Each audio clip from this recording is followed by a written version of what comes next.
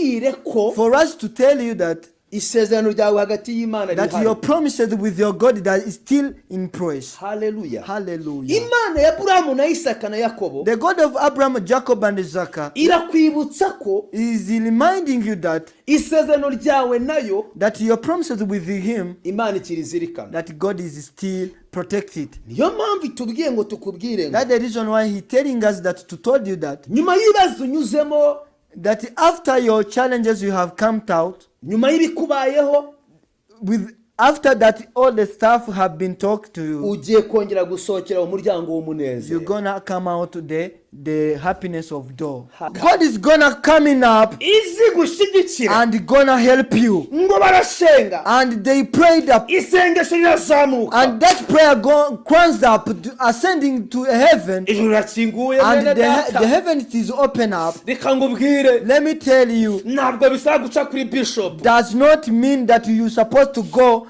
to the bishop. ntabwo bisaba guca kuri You apotre, don't need to go to apostle. bigusaba That the reason things that you're supposed guca to muri do, Yesu Kristo. you're supposed to cross out into Jesus.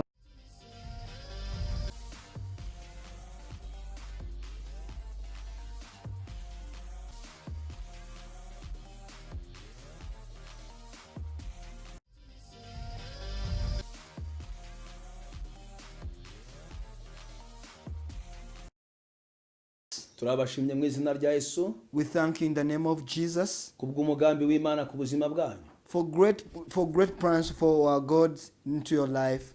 Turashima mwebwe mwese We thank you, all of you, mudukurikirana ku Ikamba Calvary TV, those who are following us in the Crowns Calvary TV. muri inshuti zacu, You are our friends, turabasengera and we pray for you. kandi Imana irabakunda. And again, God is loves you. Umugambi w'Imana ku buzima The bwawe purpose of God onto your life ntabwo uzahinduka. cannot be changed. Nje ukubwira ko I'm come to tell you that uri umwana w'Imana, that you are a child of God, kandi Imana igufiteho umugambi. and even God has a good plan for you. Abantu bakureka, Even those people left to you, abantu batakureka, even though they cannot, nta kizahindura umugambi w'Imana. there's not anything God will change God's purpose on you. Imana iguha umugisha God bless you kubw'ishyaka n'umuhate ufite. for your passion and loving your God to serving Him. Reka dusenge, Let us pray, tuganire ijambo ry'Imana. and again we share the word of God. Mwami Yesu, Our God, turagushimiye we thank you kuba turinze iminsi yose, for your protection always in our life. kuba tukiriho For our reason to live ni ukubera umugambi wawe. is because of your purpose. Wakoze byinshi You have done a great work bituma tubyuka, so that we can wake up again. niyo mpamvu turi amahoro. That's the reason why that we are alive. Ntuhabwe icyubahiro. We give it glory. Turaguhamagaye We call upon you. uzubane natwe, Come and be with us. haba twebwe Even us n'uri kutureba, and those who are watching us, ahabwe umugisha be blessed mu izina rya in Yesu. the name of Jesus. Amen. Amen. Turasoma ijambo ry'Imana We are going to read the word of God riri muri Yeremiya in the Jeremiah ibice 31, chapter 31 duhere ku murongo wa 1 n'uwa 2. from verse 1 up to 2. Umutwe w'amagambo uravuga ngo The title says, for Imana izagirana isezerano rishya n'abana bayo. God will made a new promises with his children. Niko bo bisuye umutwe w'amagambo. That's how those people created this title of this word. Ariko nje umutwe w'ijambo nzanye, But for us, our title of today as a sermon, uravuga ngo it says that isezerano ryawe n'Imana your promises with your God, nta muntu uzarihagarika. nobody can stop it. Isezerano ryawe n'Imana, For your promises with your God, nta muntu uzarihagarika. nobody gonna stop it. Kubera ko Imana ni papa wawe. Because your God is your father. Iyo umubyeyi When your parent agambiriye gukorera umwana ikintu cyiza, plan to do good work into his children or her children, niyo umwana yakora ikosa, even though that child made a bad manner, ntabwo umubyeyi amukorera nabi. that parent cannot change the good purpose on her children. Turashimira Imana ko ari umubyeyi wacu. We thank God that he is our parents, he is our father. Imana ni umubyeyi wawe. God is your father. Niyo mpamvu isezerano ryawe riri hagati yawe n'Imana. That's why your promises with your God, it is in the midst of you two. nta muntu uzarihagarika Nobody gonna stop it. mu izina rya In Yesu. the name of Jesus. Amen. Amen. Reka dusome. Let us read. Ngo Uwiteka aravuga ati, icyo gihe nzaba Imana y'umuryango wa Isiraheli yose, nabo bazaba ubwoko bwanjye. Uku niko Uwiteka avuga ati, abantu barokotse inkota baboneye ubuntu mu butayu ari bo Bayisiraheli, igihe nari ngiye kubabarura.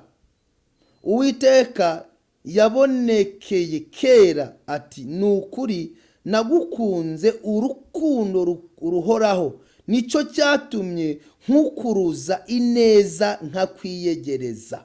Imana ishimwe cyane. Praise God so much. Let us read in the English version. We are reading the Jeremiah chapter 31 from verse 1 up to 4. Verse 1 says that time declares the Lord, I will be the God of all the families of Israel, and they will be my people. This is what the Lord says. The people who survive the sword will find favor in the wilderness. I will come to give rest to Israel. The Lord appears to us in the past, saying, I have loved you with everlasting love. I have drawn you with unfailing kindness. I will build you up again, and you, virgin Israel, will be rebuilt again. You will be take up your tambourines and go out dance with the joyful. Hallelujah. Hallelujah. Umurongo wa 4 Verse 4 say, yavuze ngo, it says that nzongera kukubaka, I will build up again, nawe uzaba wubakitse. and you, a virgin Israel, you will be rebuilt. Wa mwari wa Isiraheli we, You, a virgin of Israel, uzongera kugira amashako yawe, you are gonna have again your marriage, kandi uzasohokera mu mbyino z'abanezerewe. and again you're gonna out to dance with the joyful dances. Aha ninde wabyirwaga?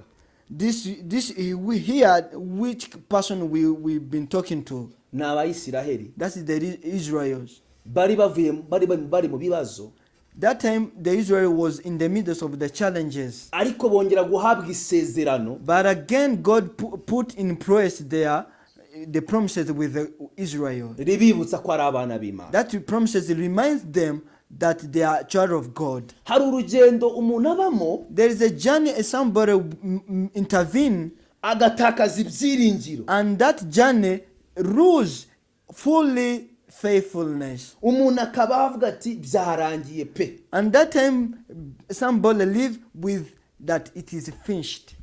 Reka ngubwire mwene da, Let me tell you, my friend, ntabwo birarangira. it is not finished. Yeremiya Jeremiah, arimo arahanura, it is in the prophesying. arabwira Abayisiraheli, He told the Israel, harimo arabibutsa isezerano riri hagati yabo n'Imana. he reminds them that the promises with them and to God.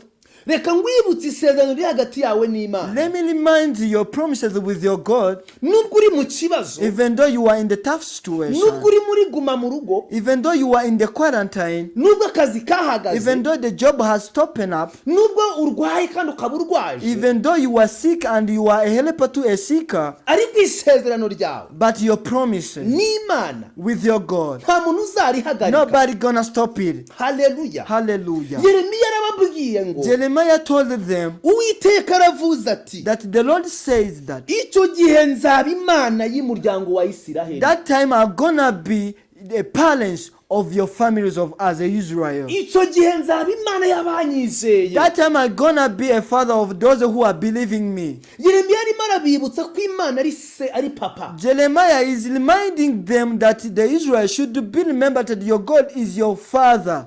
Uwiteka arimo arabwira ngo noneho abantu barokotse, abantu bacitse ku icumu, abantu basigaye, ngiye kongera kubagirira neza. That time Jeremiah was reminding the Israel that God says that even those who are surviving the sword, I'm gonna put you again the promises for you to continue ahead.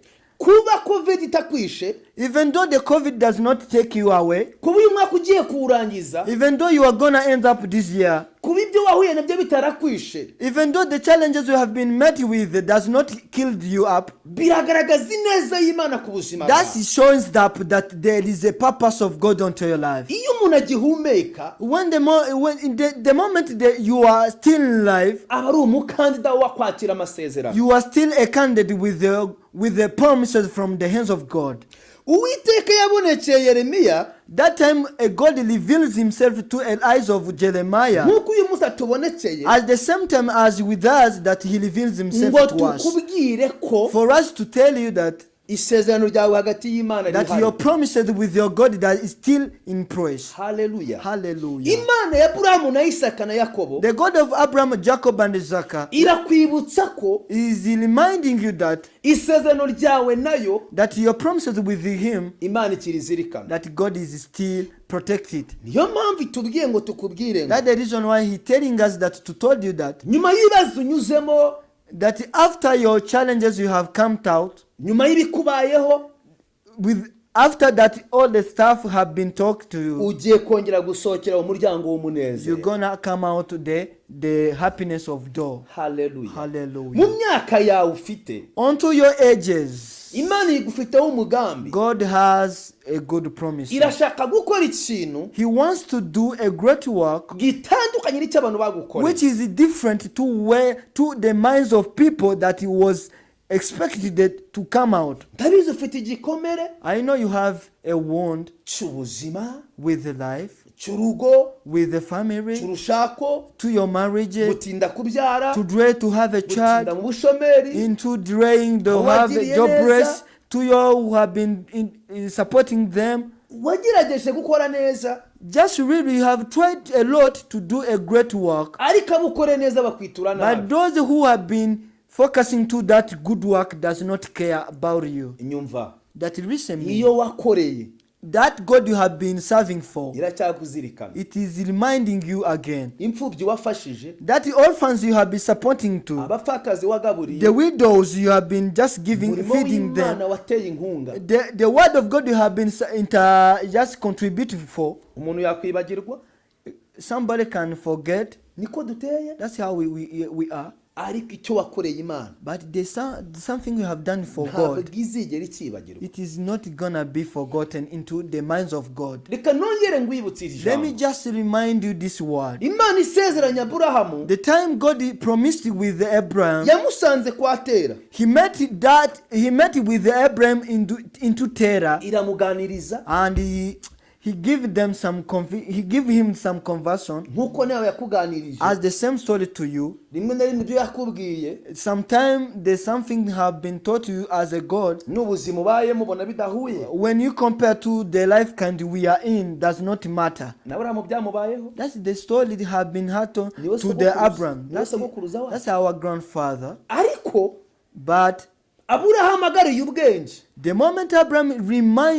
refresh his mind, yibuka icyo Imana yamubwiye, getting the good sense that remember what God has spoken to you. Imana ihita igaruka kuri Aburahamu. Again, God come to you, to the Abraham. I want to tell Imana you, igiye kukugarukaho, God is come to you again ije gusoza isezerano yagiranye nawe. to accomplish the promises he had been made to you. Ndabona Imana igarutse mu rugo I'm seeing rwawe. God come again to your family. Ndabona Imana igarutse mu buzima I'm bwawe. seeing God come again into your life. Ndabona Imana igarutse mu bana bawe. I'm seeing God come again into your children. Ndabona igarutse muri business I'm yawe. seeing God come again into your business. Ndabona igarutse mu buzima I'm bw'umwana seeing wawe. God that coming again to your children's. Ndabona umucyo w'Imana. I'm seeing the shinings of God. Kuko Imana yibutse isezerano. Because God remember again your promise. Imana yigeze hano ku isezerano, When God reaches into the topic says for that, ikunda kuzirikana isezerano cyane. He loves so much to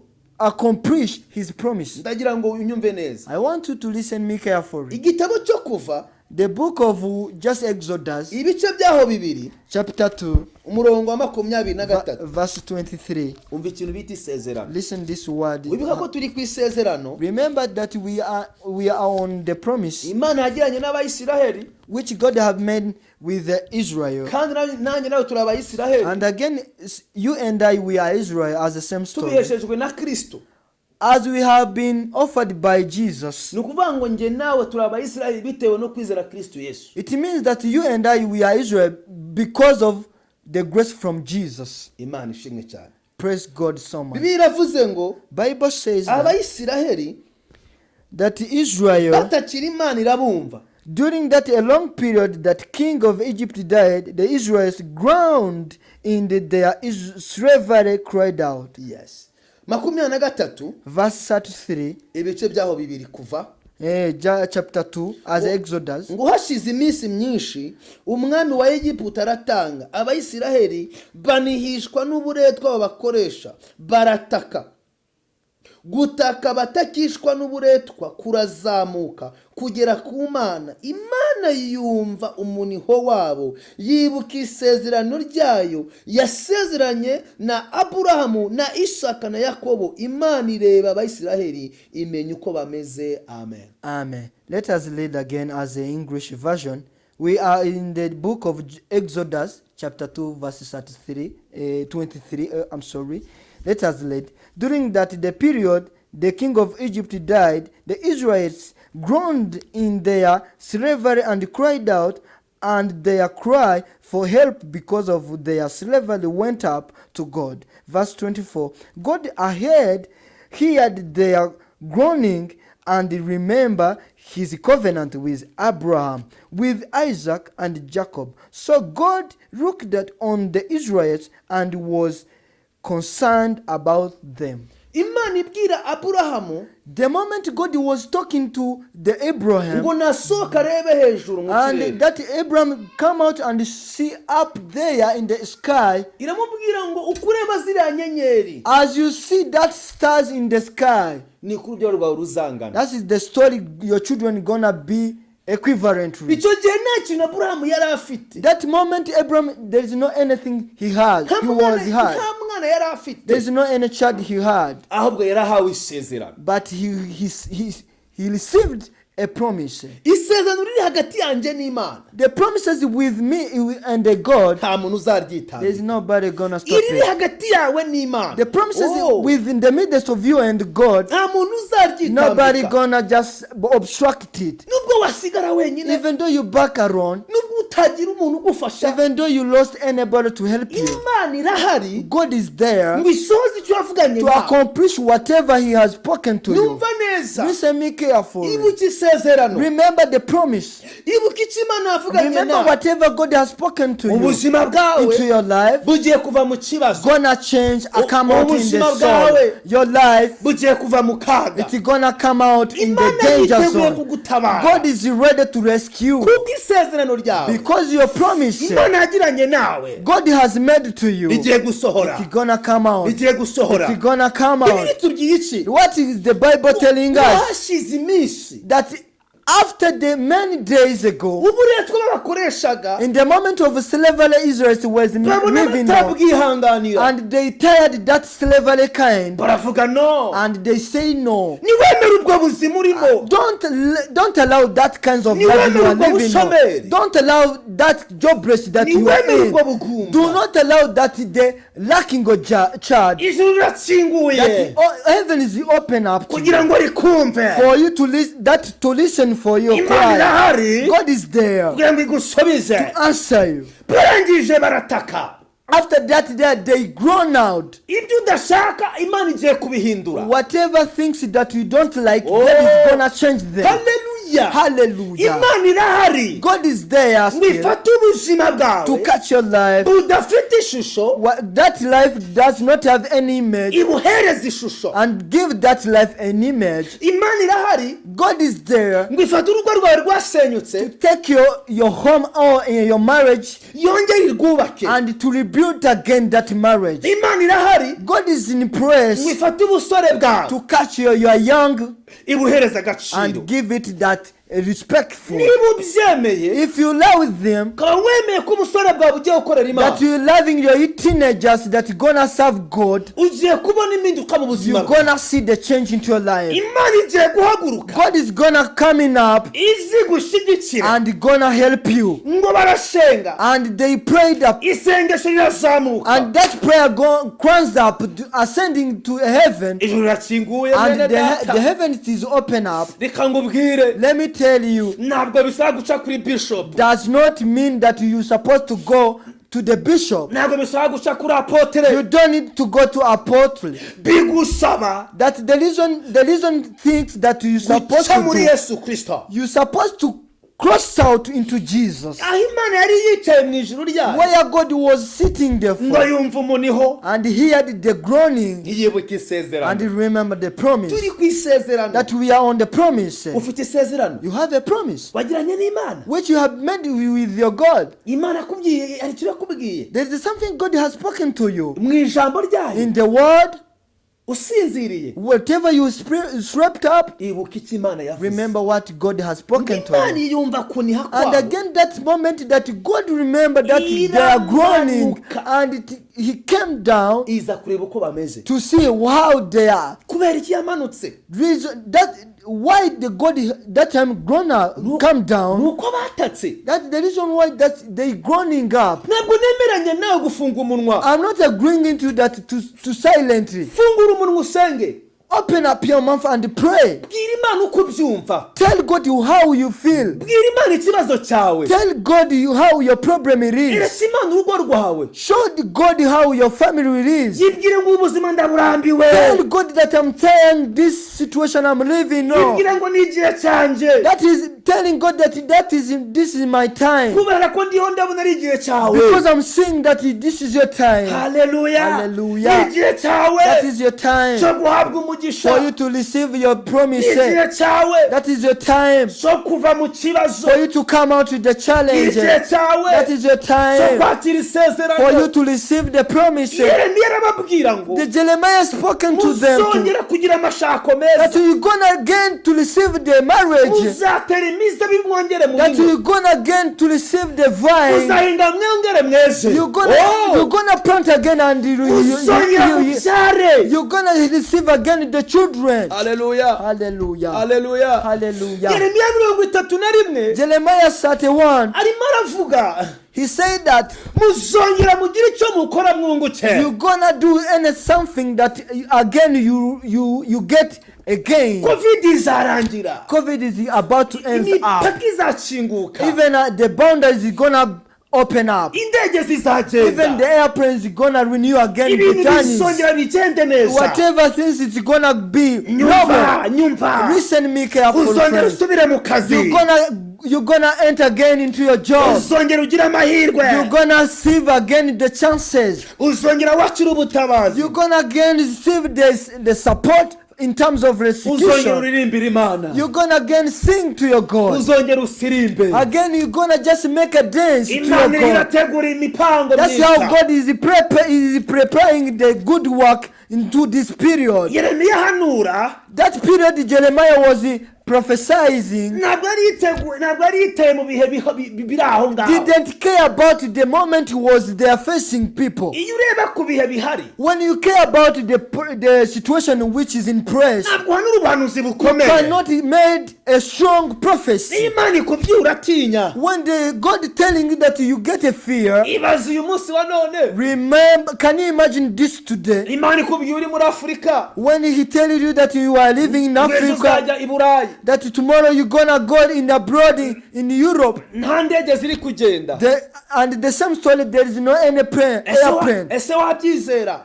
Can you imagine you're gonna believe that promise? Ibaze Imana ikubwiye ngo ejo uzava i Burayi uze mu Rwanda. Can you imagine that tomorrow you're gonna come out into Europe, direct into Rwanda? Ese wabyizera? Could you believe that? Ariko nzizere, But you're gonna believe it. uzongera uhure n'umuryango wawe, You're gonna meet again to your uzongera uhure family. n'umugabo You're wawe, gonna meet with your husband again. uzongera uhure n'abana You're bawe, gonna meet with your children again. uzongera ubone You're ibyangombwa, gonna receive your senses again. again. ndabona imana ikora I'm seeing igitangaza. God doing a great miracle into your life. Haleluya. Hallelujah. uyu murongo wa 5, This verse 5. uzongera gutera inzabibu ku misozi y'i Samariya. Haleluya. Hallelujah.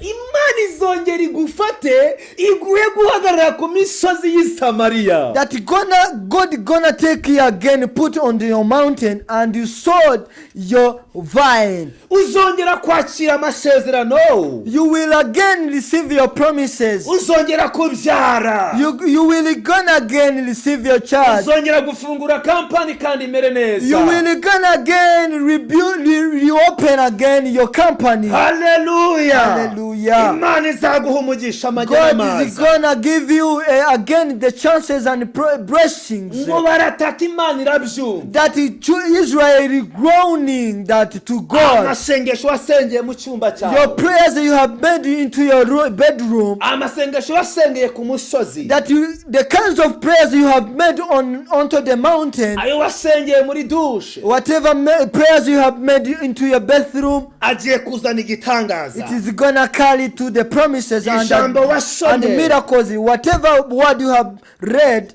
rigiye kuzana igitangaza. it is gonna carry the promise and the miracle. Hallelujah. Imana yiteguye. God is ready gusohoza isezerano. to accomplish the promises yasezeranye nawe. which he had made with you. Uzongera ugira amahirwe. You're gonna receive again the chances.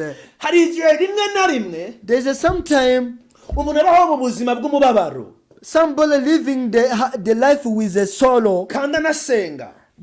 though he is a prayer man. Hari igihe rimwe na rimwe There is a sometime umuntu abaho mu buzima bwo gukora bikanga. somebody living life with a working but no something happened. Umugabo bikanga. Husband no something happened. Umugore bikanga. Even the same story to his wife. Ariko ndakubwira iki? But I'm telling this, wigira ubwoba. do not fret. Imana ifite inzira. God has a way Imana igiye gukoreramo. which God gonna do with. Ndakubona Imana igusetsa. I'm seeing God made you a joyful. Ndakubona Imana ikuruhura. I'm seeing God just giving you a tired rest. Ndakubona data wa twese ahindura dosiye zawe. I'm seeing our Lord that changing your documents. Ibintu umaze iminsi uri kwirukaho. Whatever things you have been spending the time Ibintu umaze with, iminsi uri gushakisha. the things that you spend a moment that you gonna flow with, Ugiye guhura nabyo. you're gonna meet with them. Ndabona ubwenge bw'abana bugaruka. I'm seeing that the brains of men that come back again to you. Ndabona amahirwe y'umugabo wawe agaruka. I'm seeing your chances with your husband come again out to Ndabona you. y'umugore wawe agaruka. I'm seeing again the chances with your wife are coming Kuko up again. Uwiteka yibutse isezerano. Because God remember your promise. Reka ngubwire. Let me tell you. Igihe Mose yari ageze imbere y'inyanja. The moment Moses met near with a sea, nta nzira yabonaga.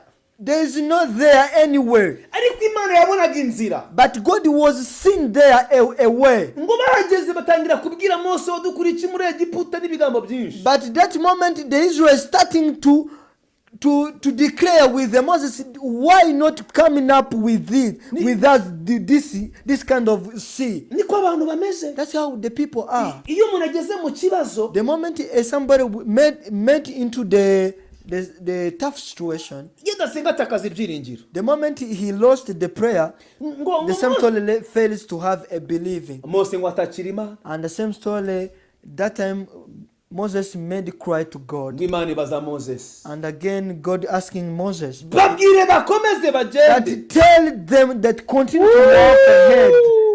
Wabwira abantu gute ngo bakomeze bagende nta muhanda uhari? Could you imagine, and how can you tell the people that continue ahead though there is no any way? Abantu bahagaze imbere y'inyanja. People are standing near the sea. Umuntu amaze igihe atabyara. Can you imagine somebody spending a long time without a child? Umuntu amaze igihe adakora. Somebody living a long time with no job. Ariko uramubwira ngo komeza ugende. But you are telling that man that continuing. Imana ibaza Mose ngo ufite iki? But that time God asking Moses, what is the thing that you have?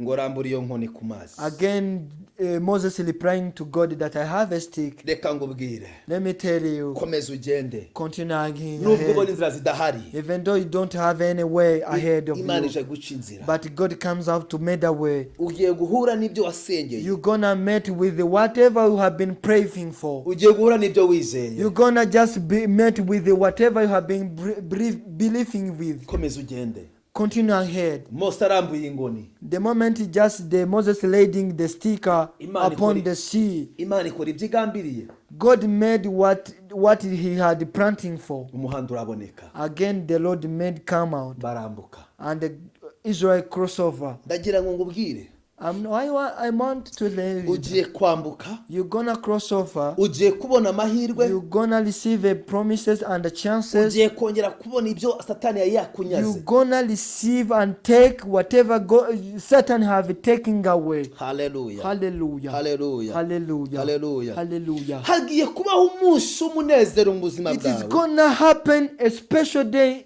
in terms of happy into your life. Hagiye kubaho umunsi wo kongera guseka. There is gonna be a someday in terms of smiling into your life. Hagiye kubaho umunsi wo kongera kwishima. There is gonna happen a special day for you to have a special happy into your life. Ugiye kwishimana n'umuryango wawe. You're gonna receive a happiness again with your life Ugiye kwishimana and with n'abana your bawe. families. You're gonna receive a happiness again with your children. Ugiye kwishimana n'abantu wifuza kongera guhura nabo. You're gonna meet with those special people into your life again. Nariho ngubwira iki? I was just telling that Ijuru the heaven, ryibutse remember that isezerano the promises ryagiranye nawe. which he had made with you. Ijuru The heaven, ryibutse urugo rwawe, remember your family, ryibutse ubusore bwawe, remember your teenager, ryibutse famiye yawe, remember your family, ryibutse kampani yawe. remember your company. Oh, Hallelujah. Hallelujah. Ijuru The heaven, rije kugukura mu kibazo. it is coming out to call out the challenges. Ijuru The heaven, rije kwishyura ideni. it's gonna pay a debt. Ijuru The heaven, hallelujah. Ndabona hallelujah. ubutabazi. I'm seeing the supporting come to you. Reka dusenge. Let me just pray. Ndakwinginze, I beg you, subirana ibyiringiro. receive again your believing. Ndakwinginze, I beg you, wongera ugirire Imana icyizere. renew again the trusting to God. Humura, Don't worry. ntacyo uzaba. There is not anything gonna happen to your life. Humura, Don't worry. Imana God izagutabara. is gonna rescue you. Humura, Don't worry. hari igihe cyo kurira There is a time of cry n'igihe cyo guseka. and the time of happiness and Ndabona smile. igihe cyo guseka I'm cyane. seeing the time of smiling coming into praise. Warahombye, You have been receiving a loss. hari ibintu byahagaze, There is something have been stopped up. hari abantu bagufashaga birahagarara. There is the people have been supporting that there is refusing. Nawe hari abantu bafashaga none byaranze. Again, there is a people you have been supporting to the, but the story have been stopping the stories. Ariko ku Mana ntabwo biranga. But to God, there is no anything happen. Imana iracyafunguye amadirishya. God is still open up the windows. Hallelujah. Hallelujah. Hallelujah. Hallelujah. Reka dusenge. Let us pray. Imana iragukunda. God loves you. Ijambo nakubwiraga The word I was shared with you ni kugira ngo isezerano riri hagati yawe n'Imana is so that for you the promises with your God, nta muntu uzarihagarika. there is nobody gonna stop it. Oya, No, iki ni igihe cyawe this is your time cyo kubona isezerano. for you to receive a Iki ni promise. igihe cyawe This is your time cyo kwakira. for you to receive. Iki ni igihe cyawe This is your time cy'umunezero. for you to receive a Iki ni joy. igihe cyawe This is your cyo time kwakira imbaraga, to receive a strong power, to receive cyo anointing, gusigwa for you bushyashya. to renew again in terms of Iki ni anointing. igihe cyawe This is your time cyo kongera gukora, for you to work again, cyo kuva muri covid, for you to come out into the quarantine in terms of Child. COVID. This is your time cyo gutega indege, for you to subscribe a ticket in terms of airplane, ukajya muri gahunda. for you to enter into your mission. Yes. Hallelujah. Iki ni igihe cyawe This is your time cyo kongera kwakira for you to receive amasezerano your mashya. promises new. Reka dusenge. Let us pray. Tugusengere, Let us pray for Imana you. iguha imbaraga. God to give you power Twongere tugusabe again, to beg you again gukora subscribe, for you to subscribe bakora kuri iyo nzogera and to touch those kugira ngo ujye trumpets wakira inyigisho so zacu. that you to receive every kinds of message that we have Yes, been ashimwe putting cyane. into the prince. Praise God. Kandi Son. kubikora ni umugisha For you again to do that, this is your blessing kuri twe nawe. You and I. Imana iguha umugisha. God bless you. Ahantu hose igihe cyose washaka waduhamagara. Whatever moment you can call us. Tugasengana Imana. You for us and we pray with you. Reka tugusengere. Let us pray for you. Mwami Yesu. Our Jesus. Tukweretse uyu muntu. We show these people. Ari mu kibazo. He is living in this tough situation. He is alone in his home. Ararwaye. He is a seeker. Ararwaje. He is a helper to a seeker. Akeneye guhura n'umuryango we. He needs to meet with his family. Akeneye guhura n'umugabo we.